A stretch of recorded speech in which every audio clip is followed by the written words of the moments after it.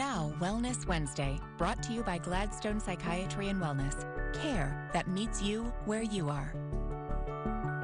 Welcome back. In today's Wellness Wednesday, we're joined by Nicole Roeder, a licensed clinical social worker at Gladstone Psychiatry and Wellness. Thank you so much for joining us, Nicole. Yeah, thank you so much for having me.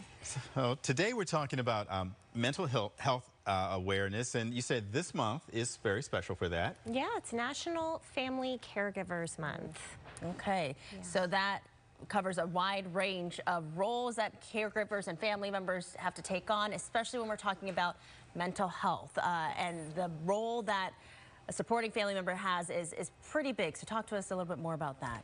Yeah, so a lot of times family members of people who we see for mental health treatment are, you know, they're facing some challenges. Like sometimes family members tell me they feel like they're walking on eggshells. They're afraid that they're going to say the wrong thing.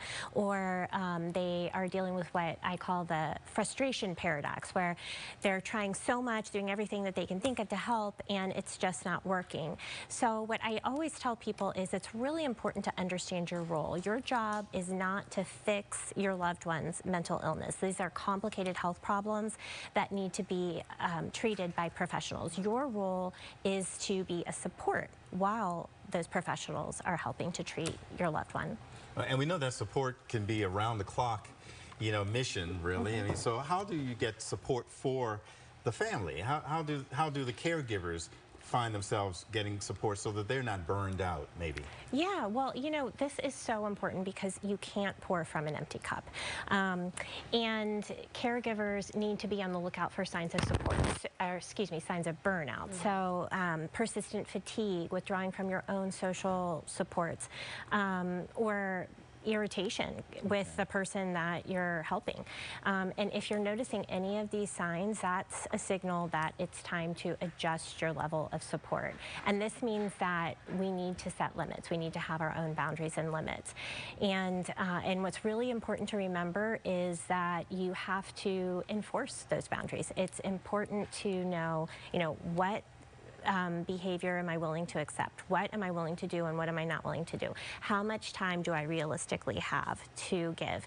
And then you have to enforce those boundaries. So it's unreasonable to expect somebody to respect your boundaries if you don't respect them first. Definitely. A lot of things to keep in mind, and especially now with talking about mental health issues, we're hopefully trying to make that more easy and digestible for people to talk about openly, for family members or for those who may think their family members may have a mental health issue, may be struggling. What are some things that you recommend them to look out for? So the single most powerful tool that we have is validation. This doesn't mean that you're agreeing with everything that they're saying. What it means is that you are communicating to them that their feelings make sense given what they're dealing with. So rather than jumping straight to, you know, have you tried meditation or do this thing or that thing to make the situation better, just saying something like, you know, oh, well, you must be really struggling, or I can understand why you would feel overwhelmed in that situation. These kind of statements, they communicate, I hear you, I understand what you're saying, and it makes sense. Okay. And emergency number, we always like to give that out, is 911-988 for suicide hotline. In emergency situations, very important. Yeah. Nicole, thank you so much, Nicole. And the number we've given, the website has been on the screen, GladstonePsych.com. Thank you so much. Thank you.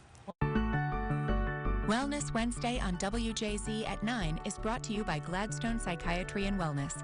Care that meets you where you are.